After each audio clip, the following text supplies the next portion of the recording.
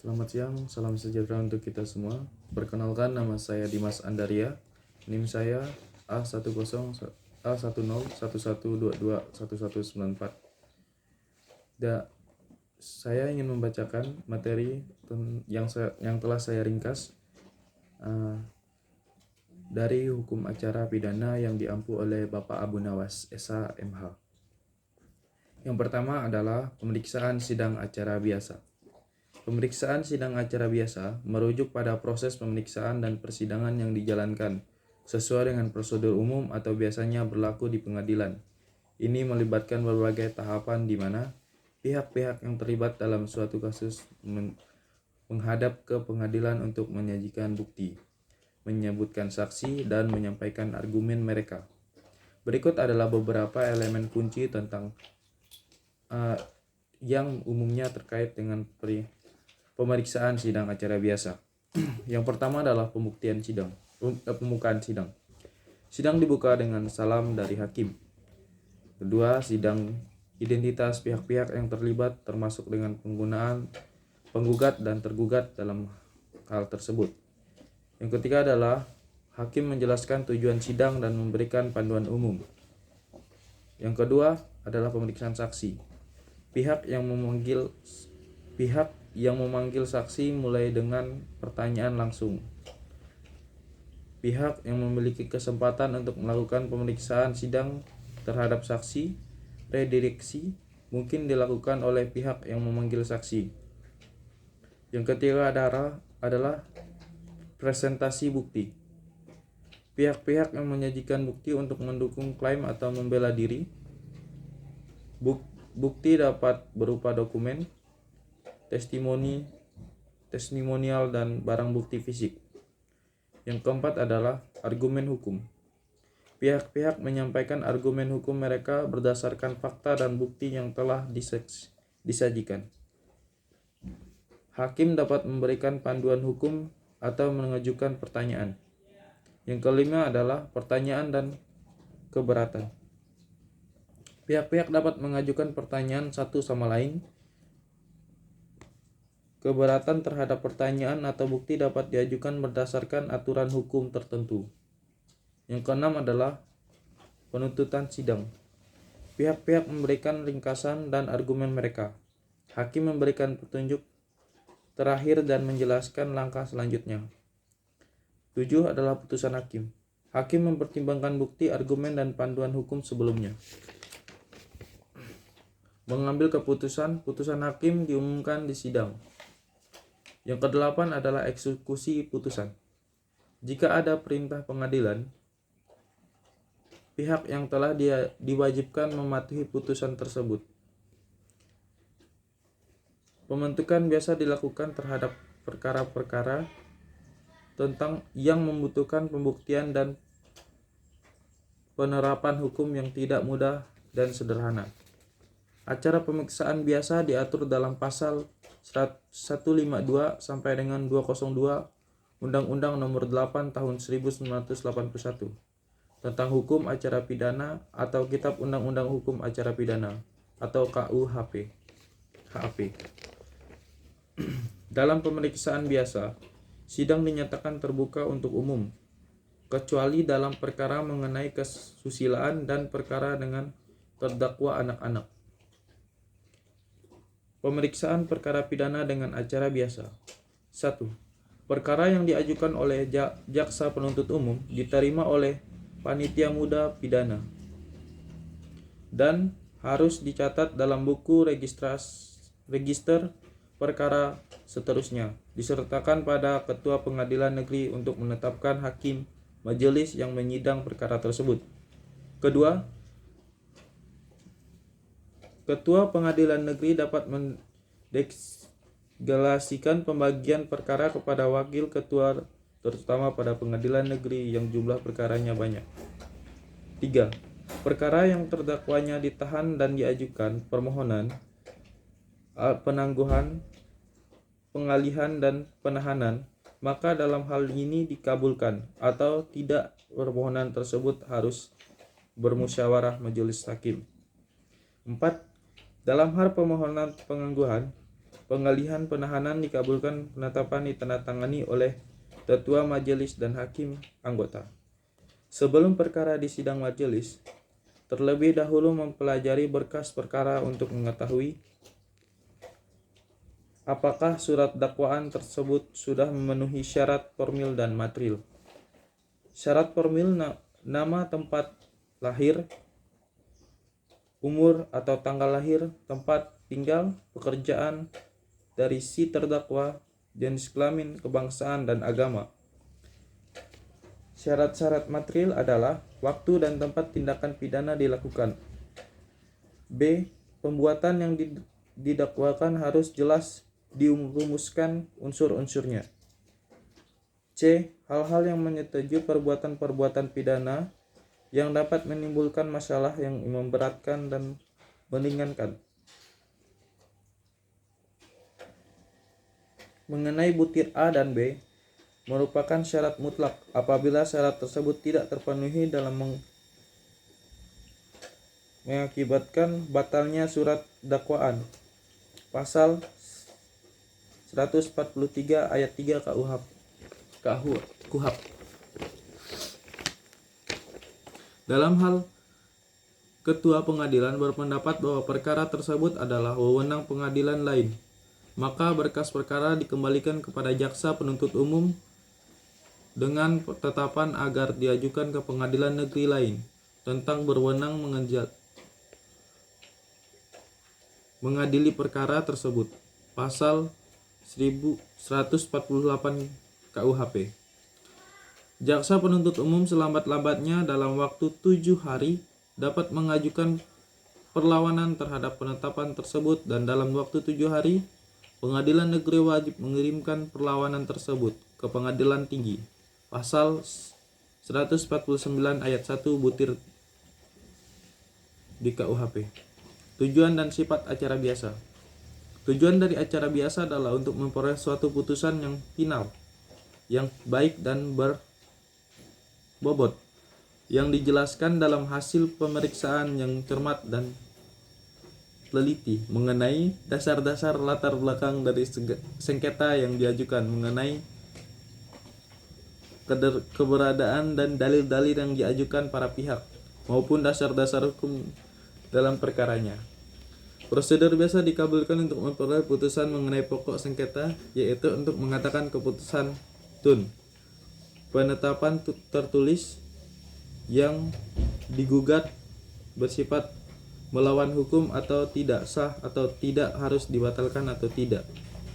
Dalam acara biasa memberikan kesempatan kepada ketua, baik kedua belah pihak, untuk saling mengadakan tukar-menukar surat dan dokumen-dokumen untuk meminta pemeriksaan tambahan yang dilakukan atas permintaan pengadilan, pemeriksaan di muka sidang yang terbuka untuk umum, pemeriksaan atas perintah pengadilan, dan pemeriksaan saksi-saksi ahli. Prosedur acara biasa selalu diakhiri dengan putusan mengenai pokok sengketa. Pemeriksaan sidang acara biasa memiliki beberapa manfaat penting. Sifat peradilan pidana berikut adalah beberapa manfaat utama dari pemeriksaan sidang acara biasa. 1. Keterbukaan dan transparansi. Pemeriksaan sidang acara biasa cenderung dilakukan secara terbuka untuk umum, memungkinkan masyarakat untuk menyaksikan proses hukum. Ini menciptakan tingkat transparan yang tinggi, mengurangi risiko penyalahgunaan kekuasaan, dan memperkuat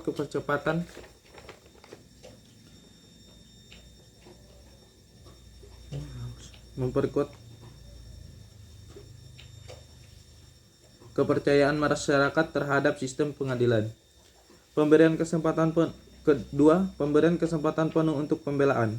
Terdakwa dalam pemeriksaan sidang acara biasa memiliki hak untuk membela diri dan mendapatkan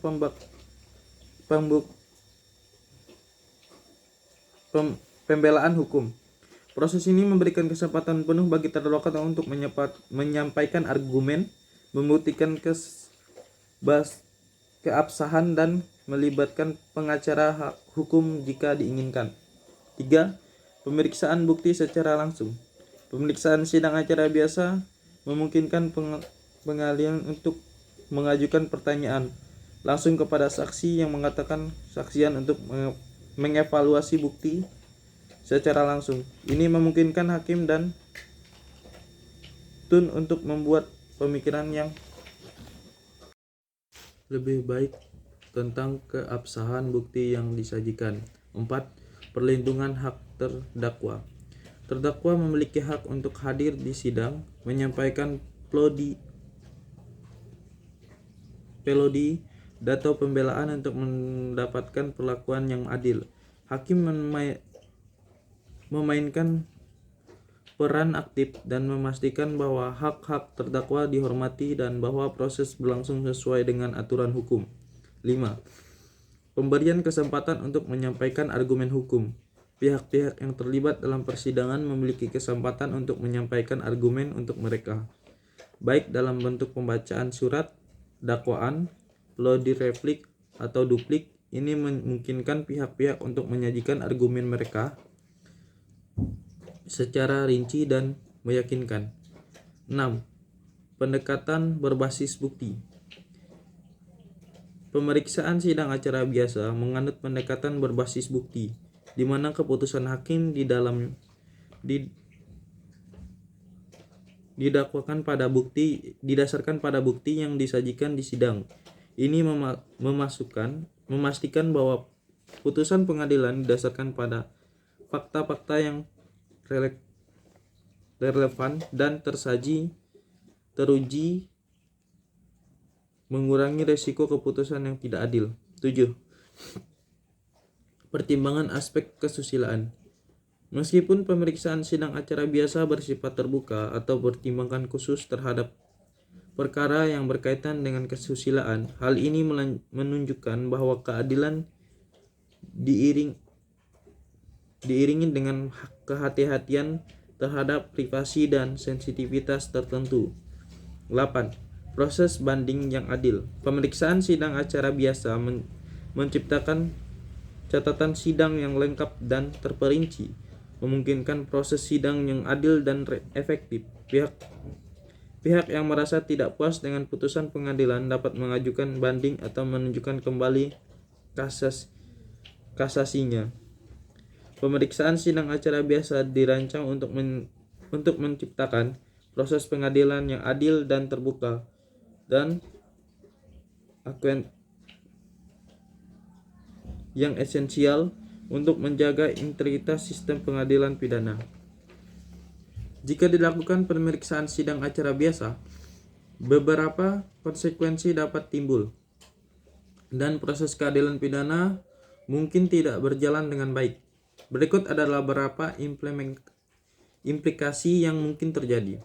1. Kurangnya transparansi. Pemeriksaan sidang acara biasa yang dilakukan secara terbuka dan mengurangi tingkat transparansi dan sistem peradilan. Terbukanya sidang adalah prinsip penting untuk memastikan integrasi dan kepercayaan masyarakat terhadap pengadilan. 2. Kurangnya hak pembelaan. Pemeriksaan sidang acara biasa memberikan hak terdakwa untuk membela diri dan mendapatkan pembelaan hukum. Tanpa pemeriksaan sidang yang memadai dan hak pembelaan, terdakwa dapat terabaikan, meningkatkan risiko terjadinya ketidakadilan. 3. Kurangnya pengujian bukti secara langsung. Pemeriksaan sidang memungkinkan penguji langsung terhadap bukti-bukti yang disajikan tanpa pemeriksaan sidang yang memadai. Risiko kesalahan penilaian bukti dapat meningkat dan pengadilan mungkin dapat membuat keputusan berdasarkan informasi yang tidak lengkap. 4. Ketidakpastian hukum. Pemeriksaan sidang biasanya melibatkan presentasi argumen hukum yang rinci dan pemohonan yang telah mendalam tentang kasus. Tanpa pemeriksaan sidang yang memadai, resiko ketidakpastian hukum dan interpretasi yang tidak dapat tepat dan meningkat. 5. Kurangnya perlindungan hak terdakwa. Terdakwa memiliki hak-hak tertentu termasuk hak untuk dianggap dan tidak bersalah sampai terbukti sebaliknya, hak untuk menyampaikan pembelaan dan hak untuk tidak memberikan kesaksian terhadap dirinya sendiri. Tanpa pemeriksaan sidang yang baik, hak-hak ini mungkin tidak terlindungi dengan baik. 6. Ketidakberlanjutan sistem banding. Pemeriksaan sidang yang baik menciptakan catatan lengkap dan rinci tentang proses pengadilan. Tanpa hal ini, proses pengadilan mungkin tidak berjalan dengan baik karena barang informasi yang diperlukan untuk menilai apakah putusan pengadilan tingkat pertama telah sesuai dengan hukum. 7. Kurangnya akuntabilitas. Pemeriksaan sidang acara biasa memberikan wadah untuk menilai kinerja hukum dan pengacara. Tanpa pemeriksaan sidang yang memadai, kurangnya akuntabilitas dapat terjadi dan peluang untuk memperbaiki proses pengadilan mungkin terbatas. Yang ke-8 adalah potensi ketidakadilan sistematik. Kesalahan atau kebijakan yang tidak tepat dalam penegakan hukum mungkin tidak terungkap tanpa pemeriksaan sidang yang cermat. Ini dapat menyebabkan potensi ketidakadilan dalam sistematik dan sistem peradilan pidana.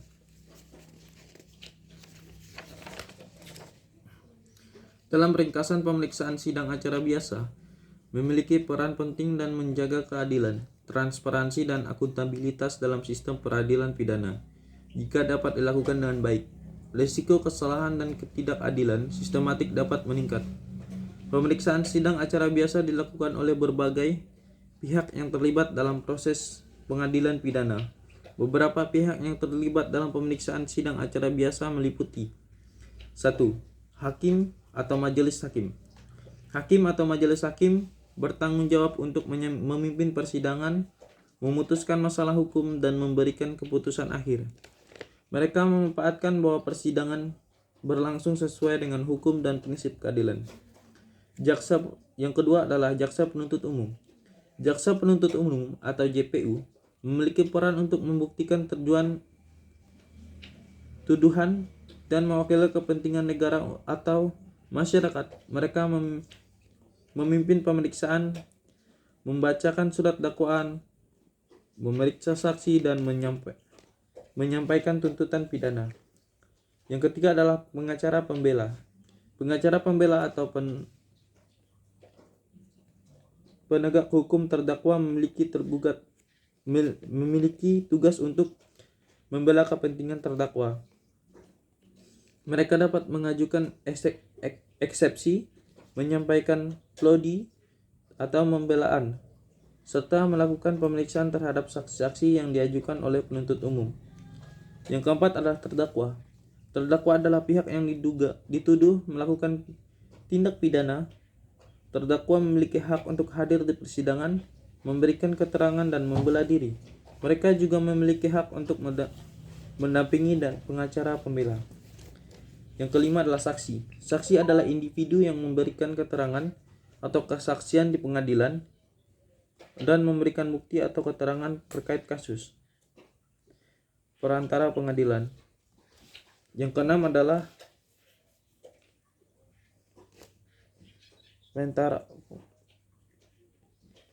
panitera pengadilan. Panitera pengadilan memiliki tugas untuk mencatat semua kejadian dalam sidang. Mereka membuat hakim dan administrasi persidangan dan mencatat berita acara persidangan. Panitia. Yang ketujuh adalah pihak-pihak yang berkepentingan. Pihak-pihak yang memiliki kepentingan dalam perkara seperti korban, keuangan terdakwa, atau pihak terkait lainnya dapat hadir sebagai pihak yang berkepentingan dalam persidangan. Setiap pihak tersebut memiliki peran dan tanggung jawab sendiri dalam pemeriksaan sidang acara biasa, dan kolaborasi antara mereka penting untuk mencapai keadilan dan proses pengadilan pidana. Acara pemeriksaan biasanya dilakukan dalam perkara-perkara pidana yang membutuhkan proses peradilan yang telah kompleks, terutama ketika terdapat pembuktian yang melibatkan sejumlah saksi atau bukti yang kompetens. Beberapa jenis perkara yang dapat diperiksa dengan acara pemeriksaan biasa meliputi: yang pertama, tindak pidana umum. Tindak pidana umum seperti pencurian, penipuan, penyalahgunaan, atau tindak pidana lainnya yang umumnya dikejar penuntutan pidana dapat diperiksa dengan acara pemeriksaan biasa. Yang kedua adalah korupsi. Kasus-kasus korupsi yang melibatkan tindak pidana ekonomi atau korupsi di sektor publik dapat menggunakan acara pemeriksaan biasa karena seringkali melibatkan bukti-bukti kompleks dan saksi-saksi ahli. 3. Kejahatan narkotika. Perkara yang terkait dengan kejahatan narkotika dan obat-obatan terlarang yang sering melibatkan analisis laboratorium dan bukti-bukti yang teknis dapat menggunakan pemeriksaan biasa. 4. Kejahatan khusus. Kejahatan khusus dapat seperti terorisme, penculikan, atau kejahatan terhadap keamanan nasional. Seringkali membutuhkan pemeriksaan sidang acara biasa karena kompleksitas dan seriusnya kasus tersebut. Yang kelima adalah tindak pidana ekonomi. Tindak pidana ekonomi seperti pencurian uang, penipuan keuangan, atau kejahatan ekonomi lainnya yang melibatkan transaksi keuangan dan bukti-bukti kompleks dapat diperiksa dengan acara pemeriksaan biasa.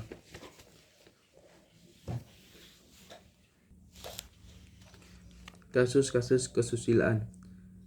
6. Kasus-kasus kesusilaan. Meskipun acara pemeriksaan biasa bersifat terbuka, dalam beberapa kasus yang melibatkan keberlanjutan kesusilaan atau pelanggaran privasi tertentu dalam persidangan,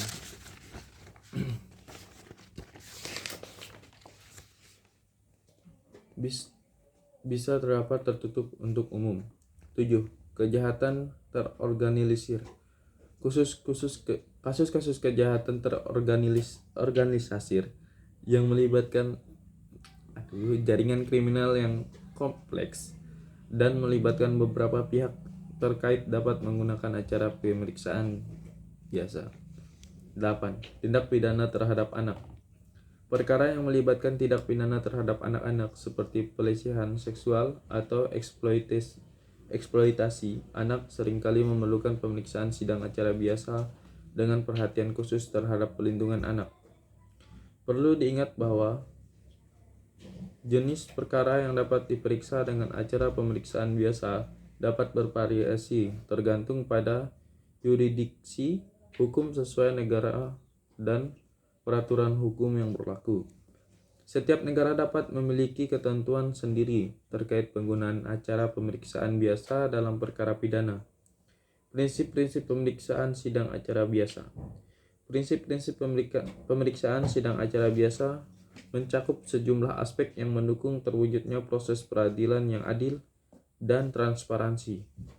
Berikut adalah beberapa prinsip utama dalam pemeriksaan sidang acara biasa.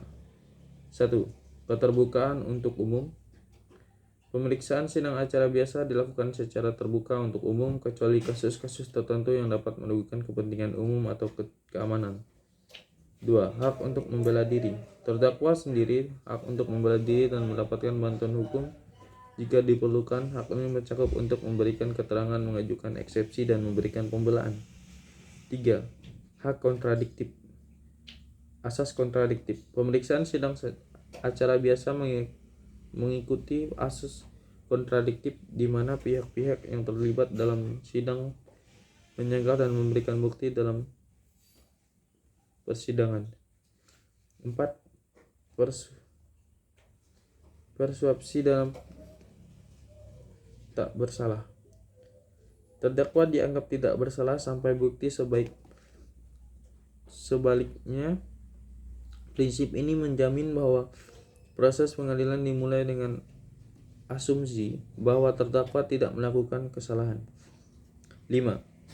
Hakim yang netral dan imparsial. Hakim diharapkan untuk menjaga netralitas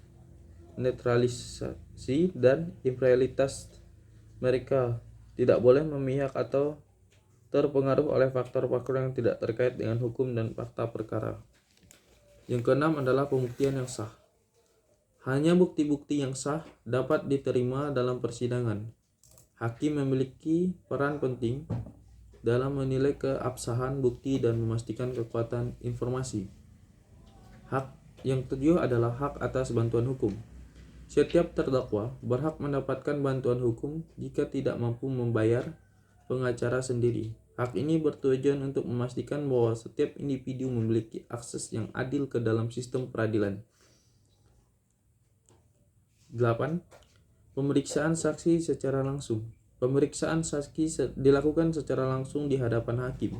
Hal ini memungkinkan hakim melihat dan mendengar kesaksian secara langsung untuk membuat keputusan yang lebih baik. 9. Kesesuaian dengan hukum dan prosedur.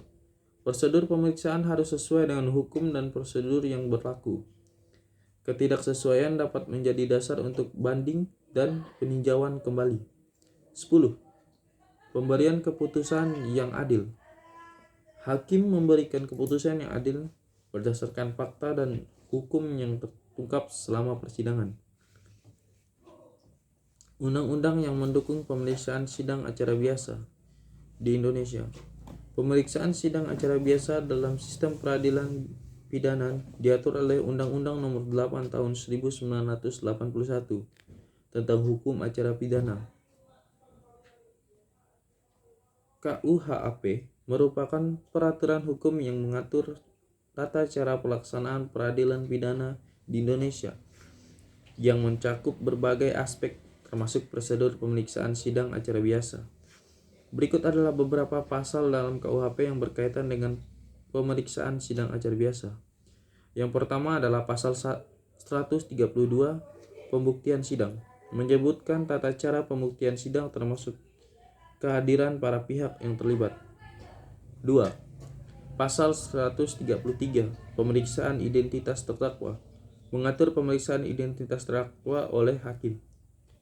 3. Pasal 140 pembelaan surat dakwaan, menjelaskan tata cara pembacaan surat dakwaan oleh jaksa penuntut umum. 4. Pasal 184 eksepsi dan nota keberatan, mengatur tentang eksepsi atau nota keberatan yang dapat diajukan oleh terdakwa yang pengacara pembela. 5. Pasal 197 pemeriksaan terdakwa, menjelaskan prosedur pemeriksaan terdakwa dalam sidang. 6. Pasal 198 pemeriksaan saksi-saksi,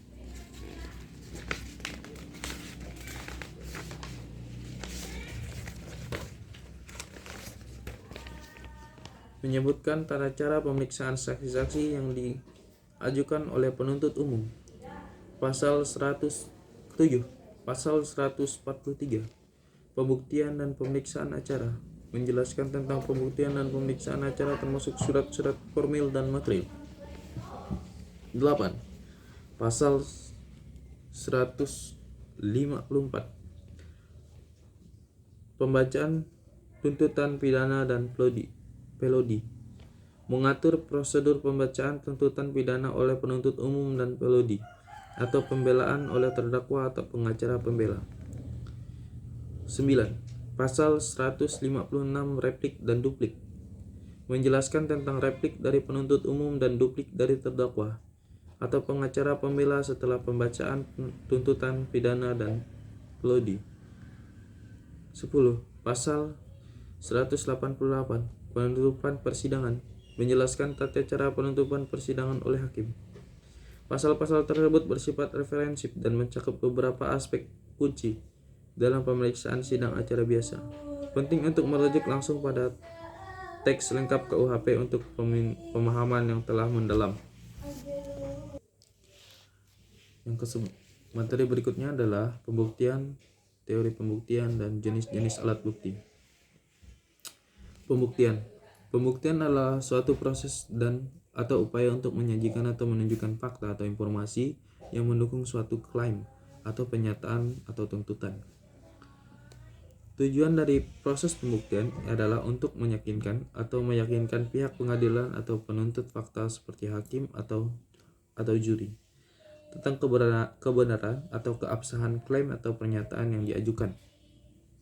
Dalam konteks hukum, pembuktian memiliki peran yang sangat penting dan membantu pengambilan keputusan yang adil dan objektif dalam pengadilan. Pembuktian melibatkan pengumpulan presentasi dan evaluasi bukti-bukti untuk mendukung atau membantah klaim yang diajukan. Beberapa jenis bukti seperti saksi, dokumen, bukti fisik atau pengaman dan dapat digunakan selama proses pembuktian. Beberapa prinsip pembuktian terdakwa adalah: 1. Beban pembuktian. Pihak yang membuat klaim atau tuntutan biasanya bertanggung jawab untuk memberikan bukti yang memadai.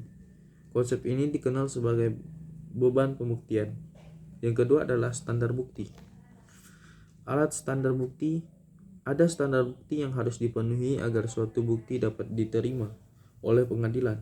Standar ini dapat berbeda-beda tergantung pada jenis persidangan dan yurisdiksi. 3. Penerimaan atau penolakan bukti. Pengadilan memiliki kewenangan untuk menerima atau menolak bukti tertentu terhadap relevansi dan kedalam dan administrability bukti. Yang keempat adalah keberatan. Pihak yang berperkara dapat mengajukan keberatan terhadap bukti yang diajukan oleh pihak lawan jika dianggap tidak sesuai atau melanggar aturan tertentu. Proses pembuktian adalah bagian dari proses hukum dan membantu menyampaikan bahwa keputusan yang diambil didasarkan pada informasi yang sah dan dapat diandalkan. Hal ini juga membantu dan memantapkan keadilan dan kepastian hukum dalam sistem pengadilan. Pembuktian memiliki peran yang sangat penting dalam sistem hukum untuk menentukan kebenaran atau keabsahan klaim atau tuntutan. Jika tidak ada pembuktian atau bukti yang memadai dalam suatu persidangan, beberapa konsekuensi dapat muncul. 1. Ketidakmampuan bukti klaim atau tuntutan. Jika pihak yang membuat klaim, tuntutan dan tidak dapat menjanjikan bukti yang cukup untuk mendukung, kemungkinan besar klaim tersebut dapat dianggap tidak terbukti atau tidak terbukti secara hukum. Yang kedua, keputusan hukum yang tidak jelas. Tanpa bukti yang memadai, pengadilan mungkin menghadapi kesulitan untuk membuat keputusan yang jelas dan adil. Kehadiran bukti untuk membantu hakim dan juri dalam membentuk penandangan yang kuat tentang fakta-fakta yang terlibat dalam kasus. Yang ketiga adalah ketidakpastian hukum. Tanpa pembuktian yang memadai, kepastian hukum dapat terancam. Pembuktian memainkan peran penting dalam menegakkan hukum dan memastikan bahwa keputusan hukum didasarkan pada fakta-fakta yang dapat diuji dan diterima. Yang keempat, kesulitan menilai kredibilitas.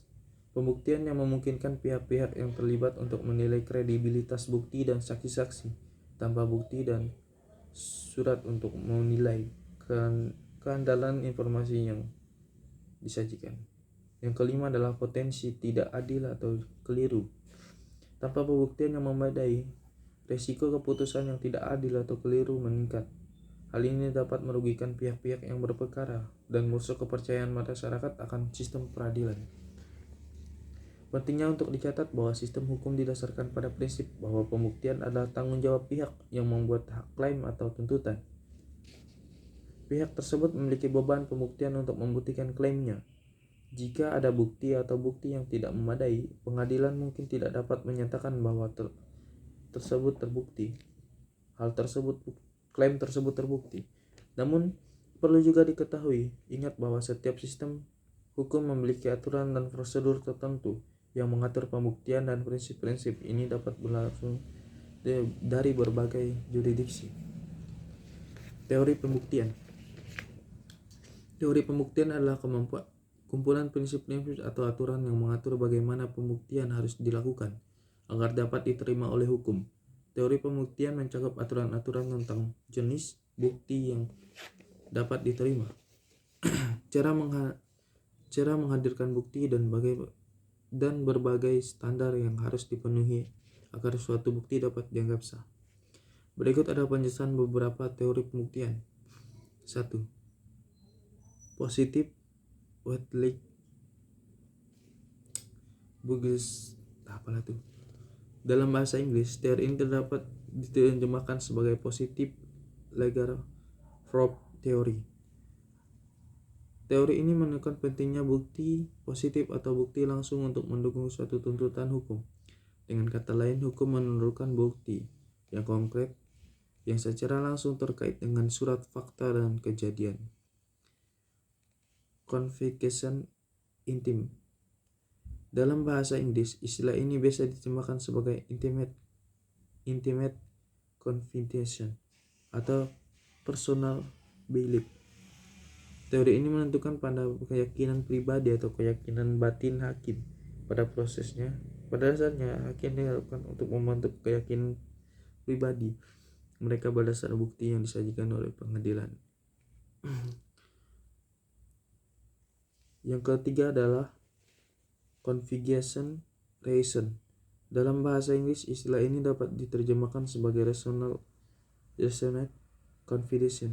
Teori ini mengacu pada keputusan hakim yang didasarkan pada pertimbangan logis dan rasional terhadap bukti yang berdasarkan pertimbangan yang termasuk dalam hukum. Yang keempat adalah negative Waitley basis theory.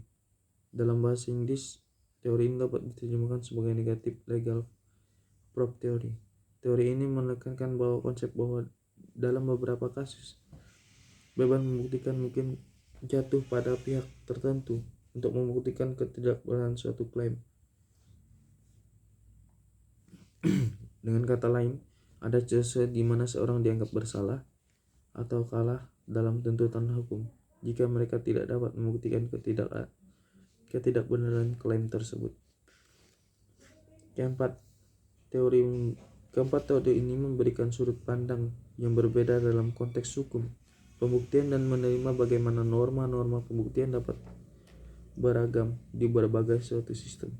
Keempat teori pembuktian atas memiliki manfaat dan implementasi yang berbeda dalam konteks hukum. Berikut adalah penjelasan manfaat dari masing-masing teori. Positive Waitley atau positive legal proof theory. Ketidakterkaitan dengan fakta. Teori ini memastikan bahwa hukum menentukan bukti positif yang langsung terkait dengan fakta atau kejadian yang menjadi subjek persidangan atau perselisihan hukum. Ini dapat meningkatkan kejelasan dan kepastian pembuktian. Intimate confession atau keadilan subjektif. Teori ini memberikan ruang bagi hakim untuk membentuk keyakinan.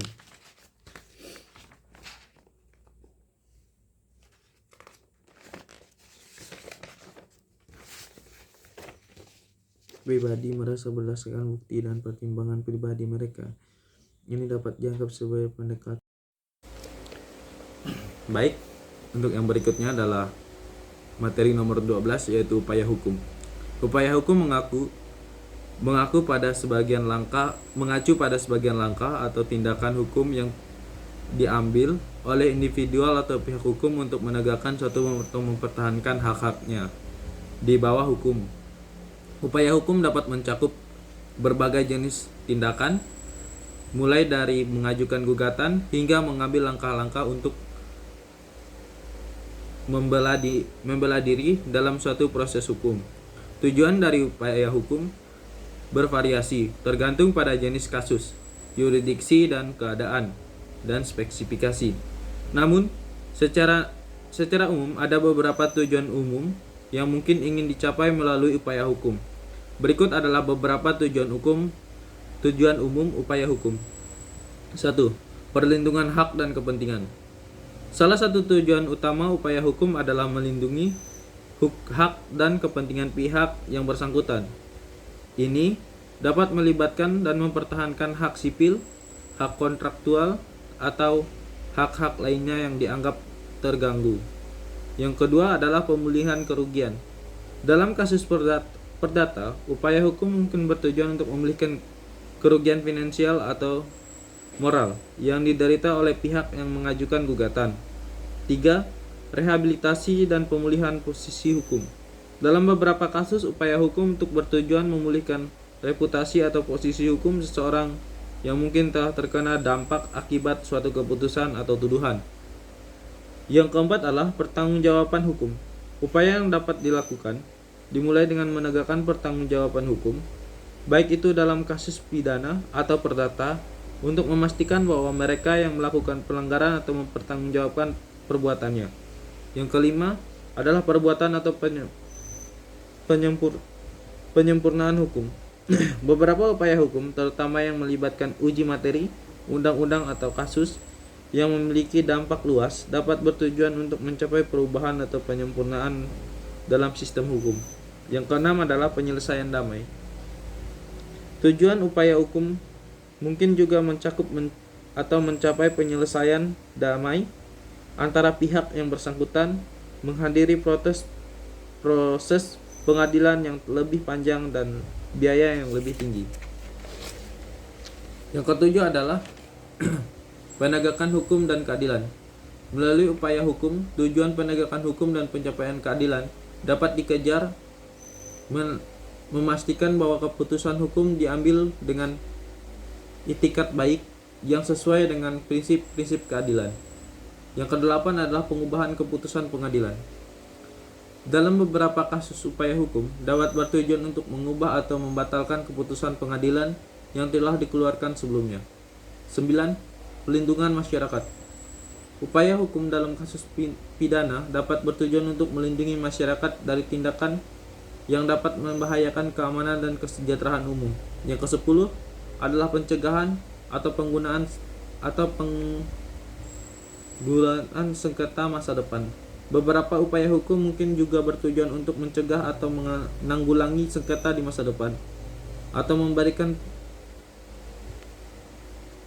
presenden hukum atau menetapkan batasan hukum yang lebih jelas. Tujuan upaya hukum adalah dapat bervariasi tergantung pada karakter kasus yang berkepentingan, pihak yang terlibat, pemahaman yang baik tentang tujuan ini penting dalam merancang atau melaksanakan strategi hukum yang efektif. 2. Macam upaya hukum atas putusan pengadilan perkara pidana, yaitu dalam konteks hukum, upaya hukum biasa dan upaya hukum luar biasa, merujuk pada jenis-jenis upaya atau langkah hukum yang dapat diambil oleh pihak yang bersangkutan dalam menghadapi suatu keputusan pengadilan atau situasi hukum tertentu. Baik adalah penjelasan singkat tentang kedua konsep ini. Yang pertama adalah upaya hukum biasa, yang terdiri atas banding dan kasasi. Yang kedua adalah upaya hukum luar biasa, yang terdiri atas pemeriksaan tingkat kasasi demi kepentingan hukum dan peninjauan kembali. 1. Upaya hukum biasa. Upaya hukum biasa mencakup langkah-langkah atau proses prosedur hukum yang umum tersedia dan dapat diambil oleh pihak yang bersengketa dalam rangka menangani atau menyelesaikan suatu kasus hukum. 1. Banding, yaitu pengajuan perkara ke pengadilan yang lebih tinggi untuk dimintakan pemeriksaan ulang apabila pihak tidak puas terhadap putusan tingkat pertama, berpedoman kepada ketentuan yang diterapkan dalam Undang-Undang Nomor 20 Tahun 1947 tentang peradilan ulang, sebagaimana yang diatur dalam pasal 7 sampai pasal 15. Dinyatakan tentang waktu permohonan banding 14 hari sejak putusan diucapkan. Apabila waktu putusan diucapkan, pihak pemohon banding hadir sendiri di persidangan. 14 hari sejak putusan diberitahukan. Apabila permohonan banding tidak hadir pada saat putusan sendiri diucapkan di persidangan. Jika perkara predo terhitung 14 hari dari tanggal pemberitahuan putusan prodeo dari pengadilan tinggi. Pada permohonan banding, pengajuan permohonan banding disampaikan kepada panitia pengadilan yang memutuskan perkara di tempat pertama. Penyampaian memori banding adalah hak bukan kewajiban hukum bagi permohon dan banding. 1 bulan sejak dari tanggal permohonan banding, berkas perkara harus sudah dikirim ke panitia pengadilan tinggi agama. Pasal 11 ayat 2 Undang-Undang Nomor 20 Tahun 1947. Yang kedua adalah kasasi. Pemeriksaan tingkat kasasi bukan pengadilan tingkat ketiga. Kewenangan memeriksa dan mengadili perkara tidak meliputi serupa perkara, bersifat sangat terbatas dan hanya meliputi hal-hal yang ditentukan dalam pasal 30 Undang-Undang Nomor 14 Tahun 1985, yaitu terbatas sepanjang mengenai a. Memeriksa dan memutuskan tentang tindak berwenangnya atau melampaui batas atau wewenang pengadilan tingkat bawah dalam memeriksa dan memutuskan suatu perkara. B. Memeriksa dan mengadili kesalahan penerapan atas pelanggaran hukum yang dilakukan pengadilan bawah dalam memeriksa dan memutuskan perkara. C. Memeriksa dan menjadi kelalaian tentang syarat-syarat yang lebih dipenuhi menurut peraturan perundang-undangan yang berlaku. Tingkat kasasi tidak berwenang memeriksa seluruh perkara seperti kewenangan yang dimiliki peradilan tingkat pertama dan tingkat banding. Oleh karenanya peradilan tingkat kasasi tidak termasuk jude facti. Sifat upaya hukum biasanya mencakup langkah atau tindakan hukum yang umumnya tersedia dan diatur dalam prosedur hukum yang terstruktur. Contoh, perlawanan atau verzet. Banding kasasi termasuk dalam kategori upaya khusus biasa. Tujuan, upaya hukum biasanya dirancang untuk memberikan pihak yang bersengketa saran yang terorganisir dan teratur untuk menyelesaikan sengketa atau menghadiri keputusan pengadilan. Istilah-istilah upaya hukum biasa digunakan untuk mengujuk pada sengketa, langkah atau tindakan hukum yang umumnya tersedia sebagai bagian dari prosedur umum, dan upaya hukum dianggap sebagaimana langkah-langkah hukum yang berevolusi dapat diambil oleh pihak yang bersengketa dan menyelesaikan suatu kasus hukum. Biasanya dalam upaya hukum bukanlah merujuk pada kurangnya pentingnya atau keperluan langkah-langkah tersebut. Sebaliknya, istilah itu menunjuk bahwa langkah-langkah tersebut dalam bagian integral dan sistem hukum yang berlaku dan merupakan prosedur yang diterapkan dalam mendalami kasus hukum tertentu. Beberapa alasan mengapa seringkali langkah tersebut disebut sebagai biasa atau termasuk. 1. Dijadikan standar. Upaya hukum biasanya sering diatur oleh hukum acara atau peraturan pengadilan yang mengatur prosedur standar yang harus diikuti dalam menggapai atau menyelesaikan sengketa. 2. Ketentuan dan keterbukaan. Langkah-langkah ini biasanya diterapkan secara jelas dan terstruktur, sehingga memungkinkan ketergantungan dan keterbukaan dalam proses hukum. 3. Diterima secara luas. Upaya hukum biasanya diterima secara luas dalam masyarakat hukum dan dianggap sebagai cara yang sah untuk menyelesaikan sengketa atau memproses keputusan hukum pengadilan. Yang keempat adalah kesesuaian dengan hukum yang berlaku. Langkah-langkah ini sesuai dengan hukum dan peraturan yang berlaku di yurisdiksi tertentu dan mereka diakui sebagai bagian negara dan sistem peradilan. 5. Keterbukaan akses hukum. Keterbukaan akses hukum. Upaya hukum biasanya memberikan akses yang lebih terbuka dan kepada pihak yang bersengketa untuk mendirikan klaim atau mempertahankan hak-hak mereka. Namun pentingnya untuk diingat bahwa biasa di sini tidak merujuk pada tingkat kepentingan atau seringnya penggunaannya, melainkan pada satu sebagai prosedur hukum yang terstandarisasi dan diharapkan dan diupayakan. Yang kedua adalah upaya hukum luar biasa. Upaya hukum luar biasa merujuk pada tingkat-tingkat atau tindakan hukum yang dilakukan di luar prosedur atau biasa mungkin melibatkan alasan atau keadaan yang istimewa. Upaya hukum luar biasa dapat mencakup pengajuan permohonan gerasi, rehabilitasi atau tindakan hukum khusus yang diizinkan dalam keadaan tertentu. Upaya ini memungkinkan diterima atau ditolak berdasarkan kebijakan atau pertimbangan khusus oleh pihak yang telah berwenang. Istilah biasa dan luar biasa dapat bervariasi dalam konteks hukum berbagai yurisdiksi. Upaya hukum biasa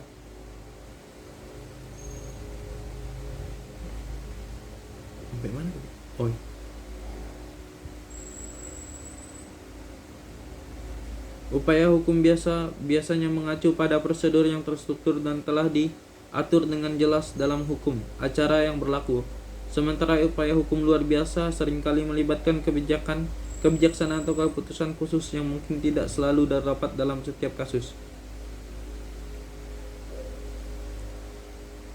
Upaya hukum luar biasa seringkali melibatkan pertimbangan hakim atau otoritas hukum yang lebih tinggi dan dapat diterima oleh keadaan tertentu yang dianggap istimewa atau menuntut peninjauan khusus.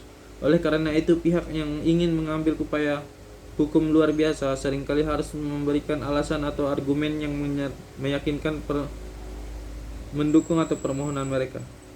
1. Pemeriksaan tingkat kasasi demi kepentingan hukum. Andi Hamzah dalam bukunya halaman 303 menyatakan sebagai upaya hukum luar biasa kasasi demi kepentingan hukum ialah untuk mencapai kesatuan penafsiran hukum oleh pengadilan kasus yang kepentingan hukum diajukan jika suatu tidak atau upaya hukum biasanya dapat dipakai. Pasal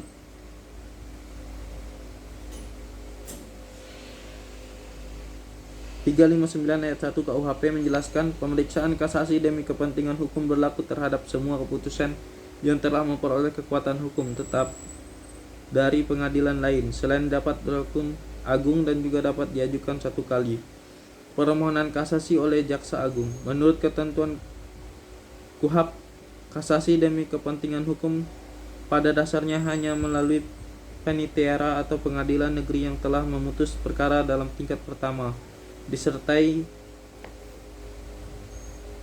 risalah yang membuat alasan permintaan itu. Kemudian panitia menyampaikan selain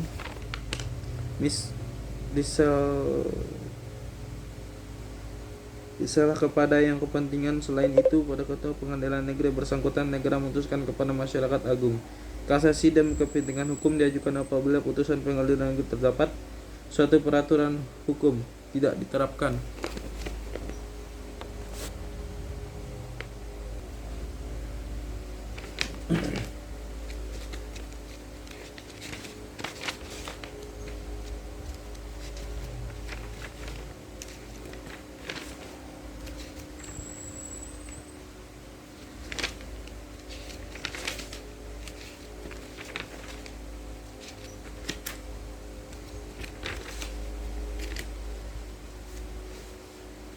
Selanjutnya adalah materi ke-13, yaitu bantuan hukum. Bantuan hukum merujuk pada dukungan atau bimbingan yang diberikan kepada seseorang dalam hal-hal yang berkaitan dengan hukum. Ini dapat mencakup berbagai bentuk bantuan seperti nasihat hukum, referensi hukum, atau informasi hukum yang berguna untuk membantu seseorang memahami hak dan kewajibannya. Bantuan hukum dapat diberikan oleh berbagai pihak, termasuk advokat atau pengacara, lembaga bantuan hukum, atau bahkan lembaga swadaya masyarakat yang berfokus pada masalah hukum. Tujuan bantuan hukum adalah untuk memastikan bahwa setiap individu memiliki akses yang setara terhadap sistem hukum, terlepas dari status sosial ataupun ekonomi mereka.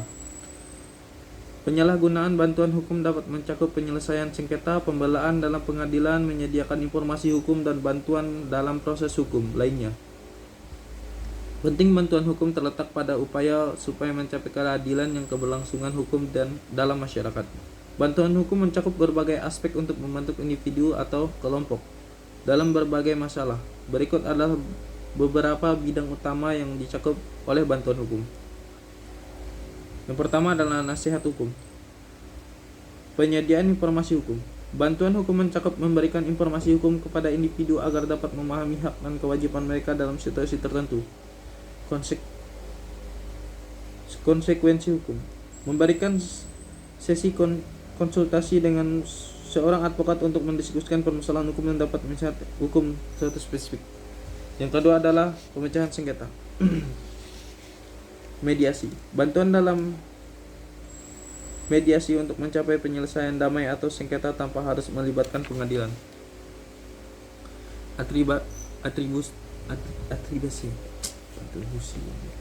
Bantuan dalam proses arbitrase jika sengketa tersebut memerlukan keputusan pihak ketiga yang bersifat mengikat. Yang ketiga adalah pembelaan hukum. Representasi pengadilan. Bantuan dalam memberikan bantuan hukum langsung dan mewakili individu atau kelompok di pengadilan dalam proses pengadilan. Bantuan hukum kriminal. Membantu individu juga kan pada tuntutan pidana yang memberikan pembelaan hukum. 4. Layanan hukum bagi kelompok rentan. Bantuan hukum bagi anak-anak. Melibatkan pembelaan hukuman untuk anak-anak terlibat dalam masalah hukum. Bantuan hukum bagi kaum disabilitas. Menyediakan bantuan hukum khusus untuk orang-orang yang disabilitas. Yang kelima adalah pemberdayaan hukum masyarakat. Pendidikan hukum. Memberikan hukum kepada masyarakat untuk mengikat pemahaman mereka yang tentang hukum. Bantuan hukum swadaya. Mendorong partisipasi aktif masyarakat dalam pemecahan masalah hukum mereka sendiri. Yang keenam adalah akses keadilan. Bantuan hukum pro bono. Penyediaan layanan hukum secara sukarela oleh advokat untuk individu atau kelompok yang tidak mampu membayar. Bantuan hukum dirancang untuk memastikan bahwa semua orang memiliki akses yang setara terhadap sistem hukum. Kesenjangan asas memastikan bahwa hak-hak dasar dihormati dan dijaga. Jenis-jenis bantuan hukum. Bantuan hukum dapat mencakup berbagai jenis upaya dan dukungan. Berikut ada jenis bantuan hukum untuk umumnya. Nasihat hukum. Memberikan informasi hukum umum. Menyediakan konsultasi hukum untuk menjawab pertanyaan spesifik. Pelayanan pengadilan.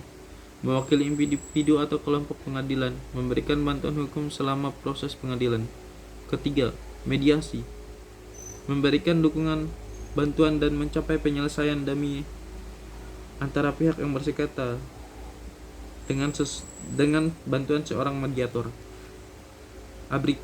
Arbitrase.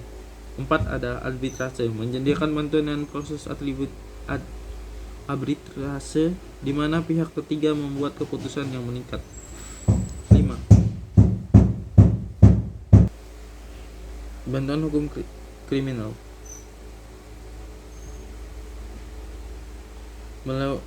Mewakili terdakwa dalam kasus pidana, memberikan nasihat terkait hukum pidana. 7. Bantuan hukum sipil. Mewakili pihak yang terlibat dalam sengketa hukum sipil seperti kasus perkara. Bantuan hukum bagi anak-anak. Melibatkan pembelaan hukum khusus untuk anak-anak dalam situasi hukum. 9. Bantuan hukum bagi kaum disabilitas. Menyediakan bantuan hukum khusus untuk orang-orang dengan disabilitas. 10. Bantuan hukum swadaya. Memberikan dukungan untuk intensitas masyarakat dalam menyelesaikan masalah hukum mereka sendiri. 11. Menyediakan hukum masyarakat. Menyediakan program pendidikan hukum untuk meningkatkan permohonan masyarakat tentang hukum. Bantuan hukum internasional. Memberikan bantuan hukum lintas batas negara terutama dalam konteks hak asasi manusia dan konflik internasional. Bantuan hukum atau anime. Menyediakan nasihat hukum melalui tetapan atau platform anime dan memudahkan akses masyarakat.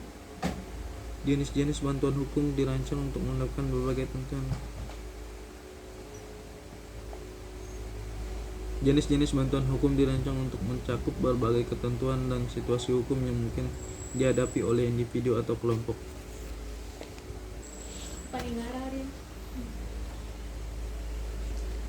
Putusan materi ke-14 atau materi terakhir adalah putusan pelaksanaan putusan dan hakim pengawas. Dalam konteks hukum, istilah putusan, pelaksanaan putusan dan hakim pengawas berkaitan dengan proses hukum, terutama pada tingkat pengadilan. Dengan demikian, pelaksanaan putusan dan pelaksanaan putusan dan hakim pengawas adalah bagian integrasi dari proses hukum yang memastikan keadilan dan penegakan hukum yang efektif. Putusan. Definisi putusan adalah putusan merujuk pada keputusan atau hasil resmi yang diberikan oleh pengadilan atau lembaga hukum setelah mempertimbangkan fakta-fakta hukum yang berlaku dan argumen yang diajukan oleh pihak-pihak yang terlibat dalam suatu kasus. Proses putusan umumnya diberikan oleh seorang hakim, panel hakim, setiap menekan argumen dari pihak-pihak yang bersengketa. Putusan ini bisa berupa penentuan hak dan kewajiban hukum atau keputusan lainnya tergantung pada jenis kasusnya. Putusan diadakan oleh hakim atau panel hakim di pengadilan. Hakim adalah pejabat yang ditugaskan untuk mendengarkan, mempertimbangkan, dan mendengar argumen dari pihak-pihak yang bersengketa dalam suatu kasus, serta untuk membuat keputusan yang adil dan berdasarkan hukum. Proses pengadilan melibatkan penyajian argumen oleh pihak yang terlibat, penggugat dan tergugat dalam kasus perdata atau jaksa dan terdakwa dalam kasus pidana. Dan hakim atau panel hakim akan mempertimbangkan bukti dan argumen tersebut sebelum membuat putusan.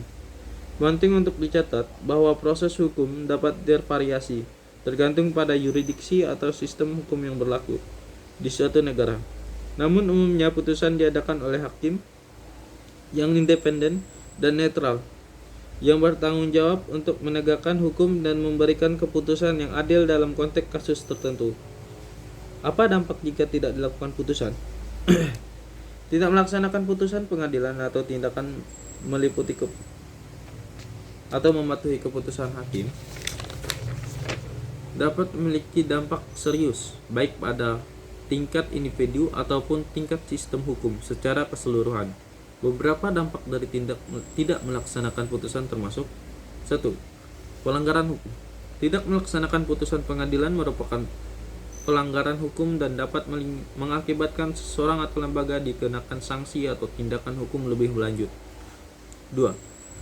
Penghormatan terhadap sistem hukum. Tindak mematuhi putusan pengadilan dapat merusak penghormatan terhadap sistem hukum dan otoritas pengadilan. Ini dapat membahayakan integritas dan kredibilitas sistem peradilan. 3.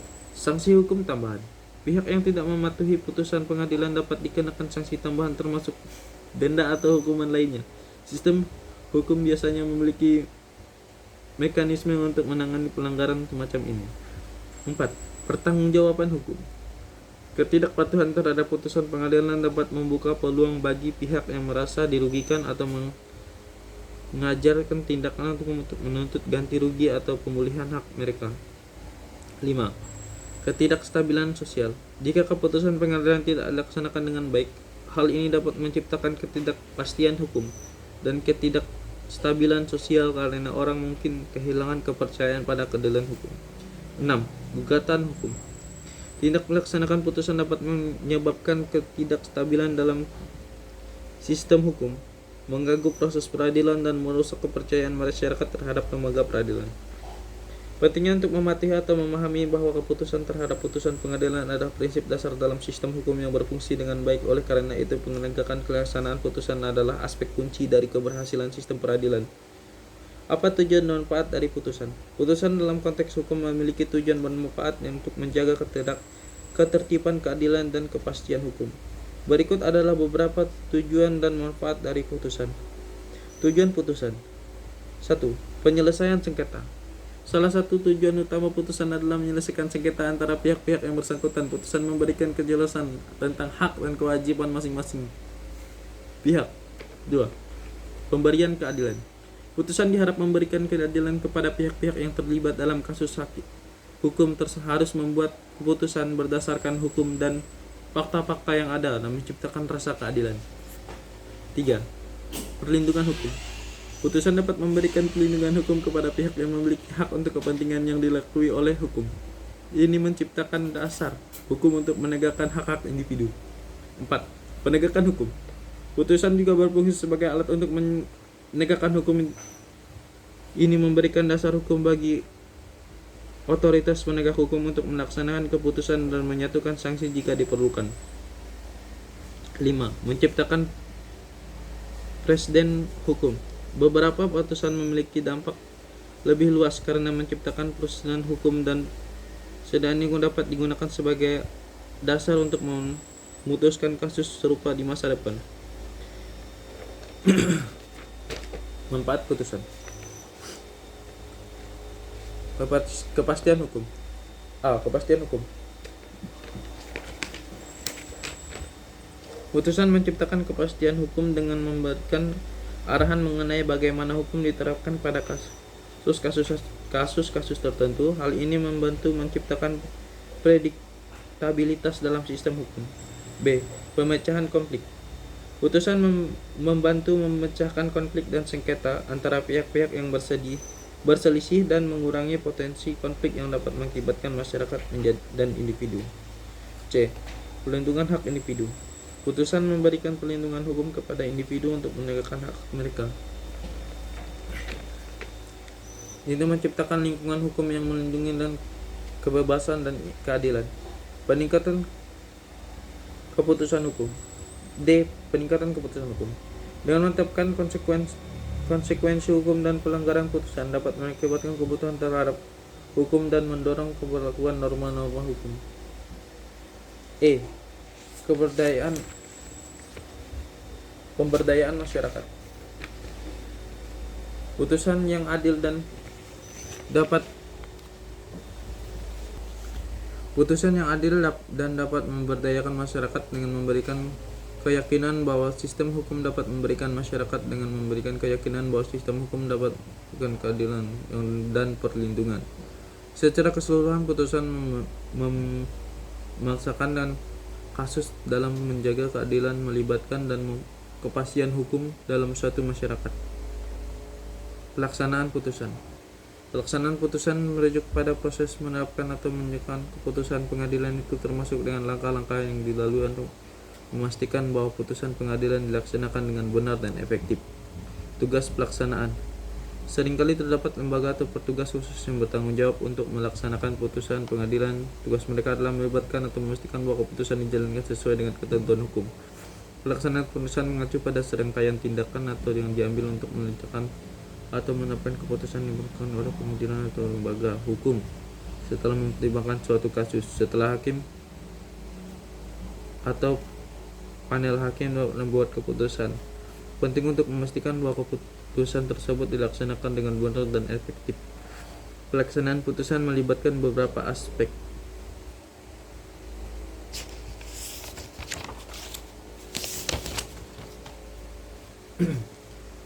Hakim pengawas.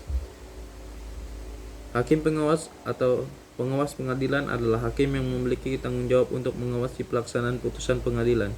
Tugasnya melibatkan atau memastikan bahwa putusan dijalankan sesuai dengan keputusan dan ketentuan hukum dan memastikan kepatutan terhadap proses hukum. Fungsi. Hukum pengawas juga dapat memutuskan masalah atau sengketa yang timbul selama pelaksanaan putusan.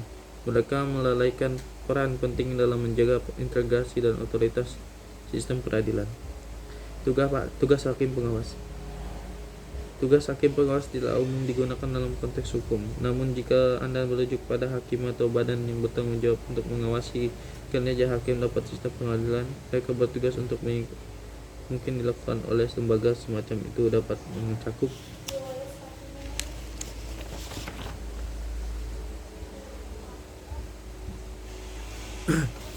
Demikianlah materi yang yang telah saya rangkum dan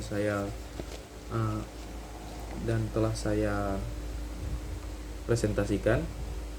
Lebih dan kurangnya saya mohon maaf. Hanya ini dan terima kasih.